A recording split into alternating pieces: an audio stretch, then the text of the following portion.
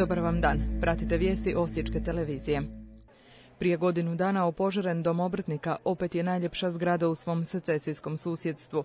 Na jučerašnjem otvorenju obnovljenog objekta rečeno je kako je u njegovu obnovu utrošeno 3,5 milijuna kuna, a novac je prikupljan u akciji nazvanoj Snagom zajedništva odgovorimo nesreći. Ovaj spomenik nulte kategorije obnovljen je na temelju izvorne građe u autentičnom stilu osječke secesije, prepoznatljivom već po tlocrtu građevine, unutarnjim stupovima i vanjskim obilježjima. Predsjednik Udruženja obrtnika Dragutin Gabrović posebice je ponosan što objekt nije tek saniran nego temeljito obnovljen, te što u njemu nema ni metra starih instalacija, žbuke kao ni namještaja.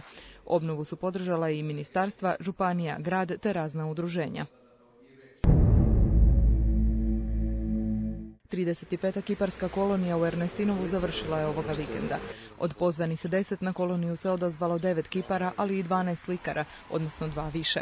Iza ovih je umjetnika ostalo 9 skulptura i 25 slika koje će dijelom ostati u galeriji u Ernestinovu, a dijelom u parku.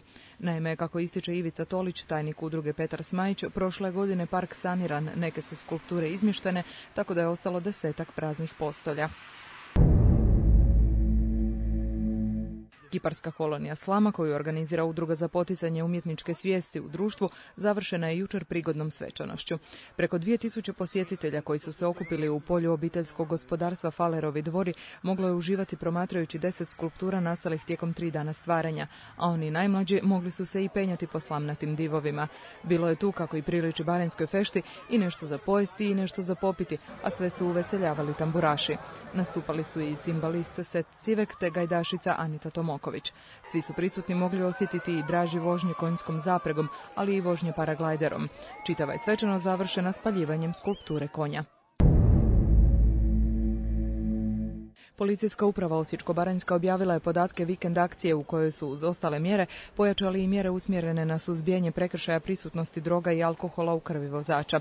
Odgovore na pitanja tko vozi pod utjecajem droga ili alkohola i kojoj dobnoj skupini pripada, policija je dobila nakon 2 večeri intenzivnog nadzora i kontrola diljem županije. Od ukupno 564 kontrolirana vozača na području policijske uprave, kod 55 je utvrđena prisutnost alkohola. Pozitivnih testova vozača na drogu ipak nije bilo. Kada je riječ o najvećoj razini alkohola u krvi, ističe se rekorder iz Valpova koji je s gotovo 3 promila alkohola u krvi upravljao biciklom. 46-godišnji Valpovčan dosad je evidentiran čak 40 puta zbog prometnih prekršaja vožnje u alkoholiziranom stanju. Udruga Roda, roditelji u akciji, organizira radionicu o dojenju, namijenjenu svim ženama koje se spremaju na majčinstvo, trudnicama i njihovim partnerima. Radionicu će voditi Rodine savjetnice za dojenje, a predviđeno je trajanje 2 sata. Sudjelovanje je besplatno, no s obzirom da je broj polaznika ograničen, iz Rode poručuju da dolazak najavite na telefon 095 831 7764. Radionica će biti održana u srijedu 13. kolovoza u 17 sati u fizioterapijskom studiju Ergovita u Ljubljanskoj 1. Gradsko društvo Crvenog križa Osijek svake godine organizira boravak djece članova Crvenog križa do 12 godina u vlastitom odmaralištu u Splitu na Bačvicama. Cijena 10-dnevnog boravka je 1500 kuna, a u smjeni od 20. do 30. ovoga mjeseca ima još 20 mjesta.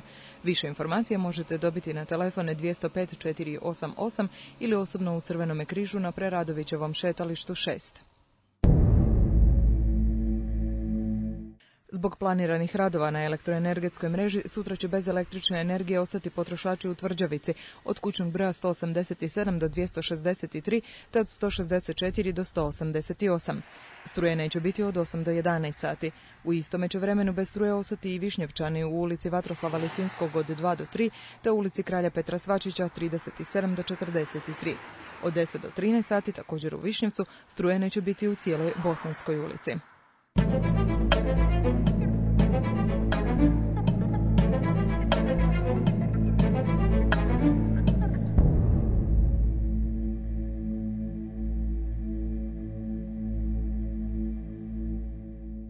Pretežno vedro i sunčano obilježje su današnjega vremena u Osijeku. Temperatura zraka u 15 sati iznosila je 26 Celzijevih stupnjeva, tlak 1011 hektopaskala, a relativna vlažnost 41%. Sutra će prevladavati sunčano i vruće vrijeme s malom do umjerenom naoblakom. Poslije podne će zapuhati povremeno umjeren jugozapadni i jugoistočni vjetar. Najniža jutarnja temperatura zraka kretat će se do 16, a najviša dnevna do 33 Celzijeva stupnja.